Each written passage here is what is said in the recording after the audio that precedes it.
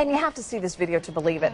What first looks like a lion about to attack is actually an African lion bonding with its rescuer with a hug and a kiss. This heartwarming footage comes to us from an animal sanctuary in Colombia. It seems the king of the jungle must have a soft side after all. Yeah, because when you first see that right there, you don't know what's going on. She has a big kiss on him. Wow. Right. She actually rescued him 6 years ago. He was found malnourished, so they're together every single day. And look at that. The love has formed, hasn't it? See, I can't even get my dog to sit in my lap.